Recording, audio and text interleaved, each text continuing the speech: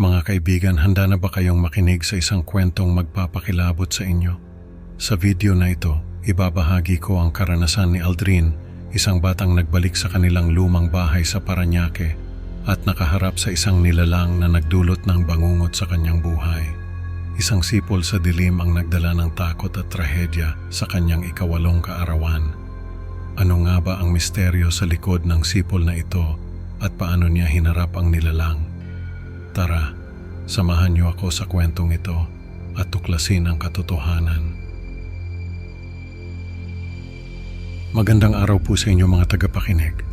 Salamat po sa inyong oras at sana'y magustuhan niyo ang kwento ko. Ako po si Aldrin.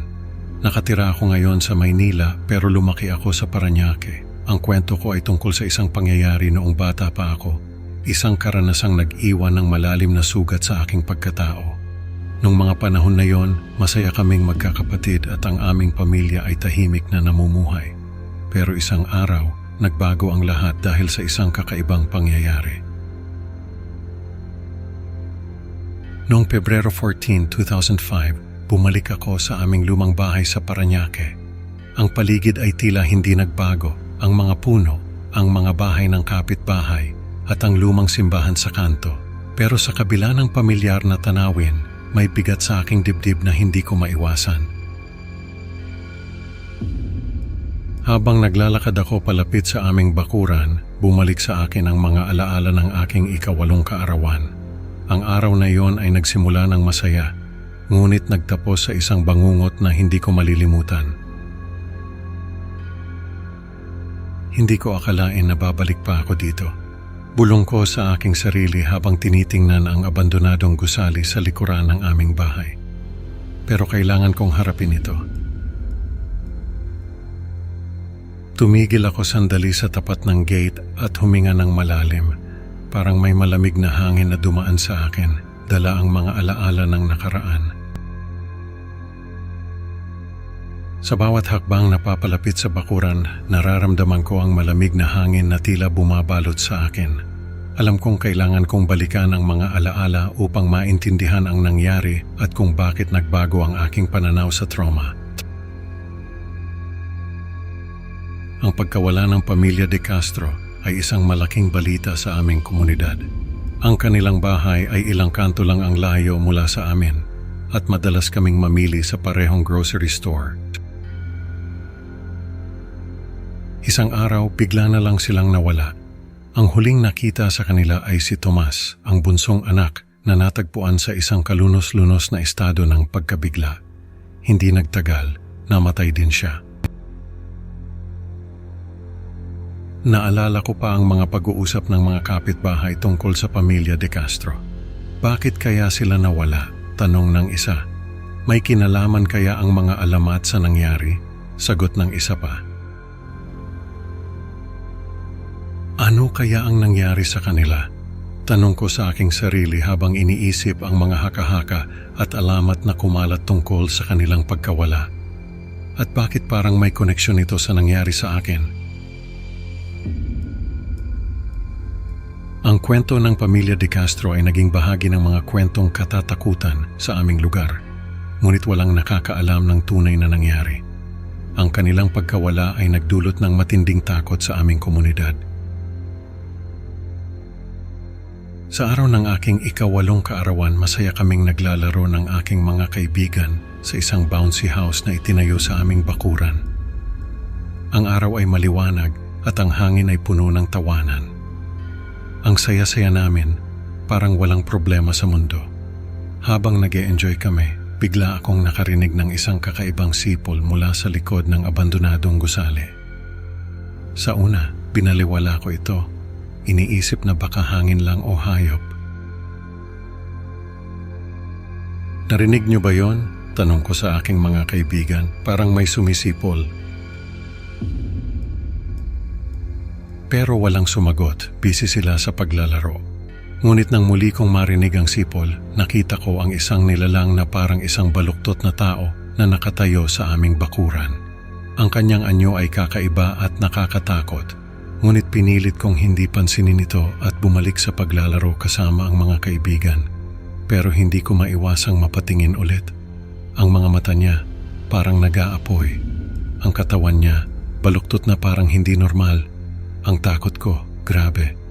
Pero sabi ko sa sarili ko, baka imahinasyon ko lang. Nang muling marinig ko ang sipol, tumakbo ako papasok ng bahay upang balaan ang aking mga magulang. Mama, Papa, may kakaibang nilalang sa labas, sigaw ko. Pero abala sila sa pag-aasikaso ng party at hindi ako pinansin. Aldrin, huwag kang mag-alala. Baka imahinasyon mo lang yan, sabi ng aking ina. Pero alam ko, hindi ito imahinasyon. Habang nagdiriwang ng kaarawan, nakita ko ang nilalang na papalapit sa bouncy house. Ang kanyang mga mata ay tila nag-aapoy at ang kanyang katawan ay baluktot sa hindi normal na paraan. Napatigil ako at napatingin sa paligid, naghahanap ng kahit anong makakatulong sa akin. Pero wala akong makita kundi mga laruan at pagkain. Sa takot, napanood ko ang nilalang na pumasok sa bouncy house at inatake ang mga bata. Ang mga sigaw at iyak ng aking mga kaibigan ay nagpatindi sa aking takot. Ngunit hindi ako makagalaw sa labis na pagkabigla. Tulungan niyo kami, sigaw ng aking mga kaibigan, ngunit ako'y natulala at hindi makagalaw. Ang bawat segundo ay tila isang walang katapusang bangungot. Sa aking takot, naalala ko ang ginawa ni Thomas mula sa kwento ng pamilya De Castro. Isinara niya ang kanyang mga mata at tinakpan ang kanyang mga tainga. Kailangan kong gawin ito. Bulong ko sa aking sarili. Nakaranas ako ng matinding sakit at sinaktan ang sarili upang maiwasang makita o marinig ang nilalang. Hindi ko kaya, sabi ko, habang pilit na pinipikit ang mga mata at tinatakpan ang mga tainga.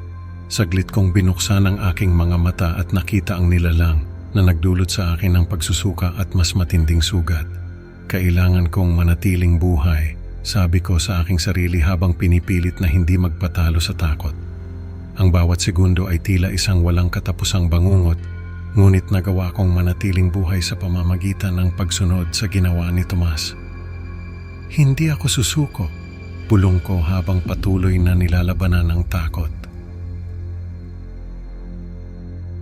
Matapos ang insidente, dinala ako sa kustodiya at natutong makipag-ugnayan sa pamamagitan ng pisikal na paghawak. Kailangan kong matutong mamuhay muli, sabi ko sa aking sarili. Ipinaalam sa akin na lahat ng dumalo sa party, kasama ang aking mga magulang, ay natagpuang patay at ang nilalang ay hindi kailanman natagpuan. Paano nangyari ito? Tanong ko habang pinipilit intindihin ang mga pangyayari. Sumailalim ako sa mga operasyon upang bahagyang maibalik ang aking paningin at pandinig. Kailangan kong magpatuloy, sabi ko habang pinipilit bumangon mula sa trauma. Ang trauma ng pangyayari ay nag-iwan ng malalim na sugat sa aking pagkatao. Ngunit unti-unti akong natutong mamuhay muli kahit na may mga limitasyon. Hindi ko hahayaang matalo ako ng takot, sabi ko sa aking sarili. Makalipas ang ilang taon, bumalik ako sa aming bahay sa Parañaque upang harapin ang aking mga takot. Kailangan kong tapusin ito, sabi ko habang naglalakad sa paligid ng bakuran. Ang daming alaala ang bumabalik sa akin habang tinitingnan ko ang bawat sulok ng lugar. Parang kahapon lang nangyari ang lahat. Habang naglalakad ako sa paligid ng bakuran, narinig kong muli ang pamilyar na sipol mula sa likod ng abandonadong gusali. Narito na naman siya, bulong ko sa aking sarili. Ang sipol na iyon na dati ay nagpapakaba sa akin, ngayon ay parang isang hamon na kailangan kong harapin. Ramdam ko ang malamig na hangin na dumadampi sa aking balat at ang bawat tunog ng sipol ay parang kumakagat sa aking kaluluwa. Sa kabila ng takot, nagpasiya akong sundin ang ginawa ni Thomas at ang aking natutunan mula sa karanasan. Isara ang mga mata, takpan ang mga tainga. Hindi ako magpapatalo, sabi ko habang ginagawa ang mga hakbang na ito. Huminga ako ng malalim, Pinilit kong pakalmahin ang aking sarili. Kaya ko to, sabi ko sa sarili ko. Pilit na pinapalakas ang loob.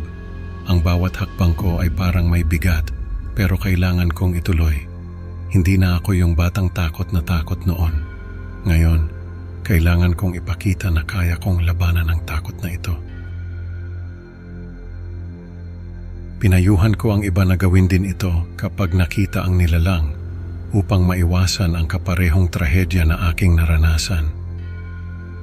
Huwag kayong matakot, sundin niyo lang ang ginawa ko, sabi ko sa kanila. Isara niyo ang mga mata, takpan ang mga tainga. Huwag niyong hayaang lamunin kayo ng takot. Sana sa pamamagitan ng aking kwento, maiwasan nila ang kaparehong bangungot na naranasan ko. Sana sa pagsunod nila sa mga hakbang na ito, mailigtas nila ang kanilang mga sarili mula sa nilalang na iyon. Mga kaibigan, natutunan natin na ang takot ay kayang lampasan kung tayo'y matapang at handang harapin ito. Maraming salamat sa pakikinig sa kwento ni Aldrin. Huwag kalimutang mag-like at mag-subscribe para sa mas marami pang nakakatakot na kwento. Hanggang sa susunod na upload mga kaibigan, tandaan sa dilim ng gabi baka may sipol kang marinig. Hanggang sa muli.